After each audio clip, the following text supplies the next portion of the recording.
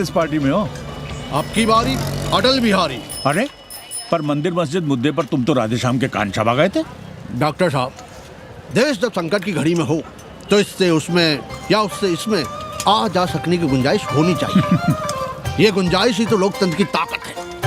चलिए अगर चाय लड़ जाए। चलिए। हंस लो, बाकी 5 साल तो रोना ही है।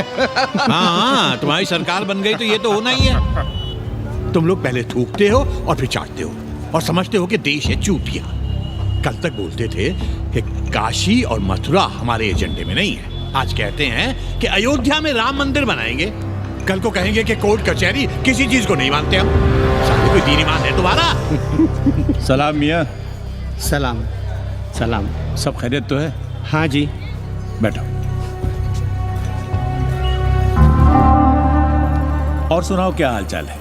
हाल तो आप देख ही रहे हैं। कहीं ऐसा तो नहीं है कि ग्राहक आने बंद हो गए हों? क्यों? ग्राहक क्यों बंद हो जाएंगे? अरे इस मोहल्ले का कोई ठिकाना है? राम जन्मभूमि और शिला पूजन का तमाशा तो देखा ही है तुमने। कैसी बात कर रहे हैं साहब आप? 50 साल से 80 पर हमारी दुकान है। आज तक ना कभी चोरी हुई ना लूटपाट, गाली तक नहीं दी किसी ने हमें। झूठ बोलते हैं आप। जब भी दंगा होता है तुम्हारी दुकान बंद हो जाती है, हमने खुद देखा है। वो अलग बात है, वो मोहल्ले के कारण से नहीं, किसी दूसरे कारण से। खैर छोड़ो ये सब। अच्छा एक बात बताओ, इस बार वोट किसे देने का विचार है?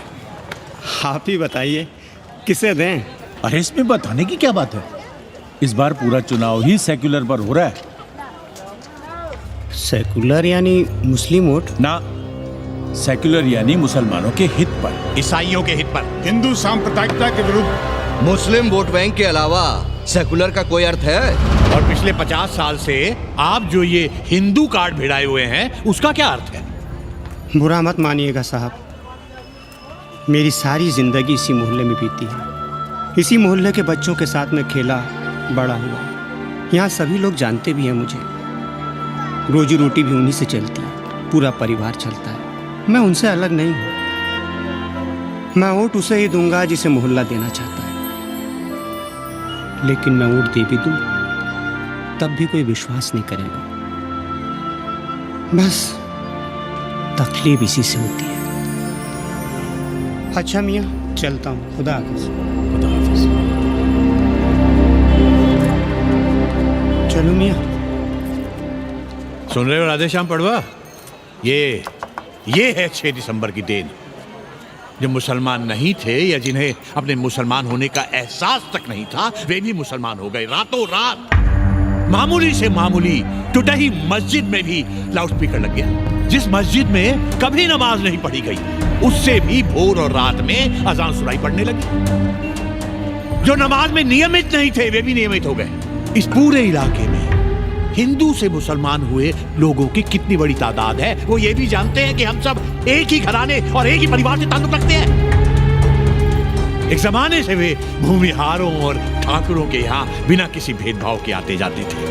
30 त्योहार साथ साथ मनाते थे, एक ही खटिया मछिया पर बैठते थे। कभी फर्क नहीं मालूम पड़ता था दोनों के बीच।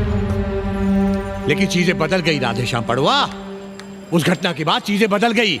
है कोई जवाब तुम्हारे पास? अरे तुम लोग सुनो तब ना। हम लोग कहें सामाजिक समरसता और तुम लोग चिल्लाने लगते हो सांप्रदायिकता सांप्रदायिकता।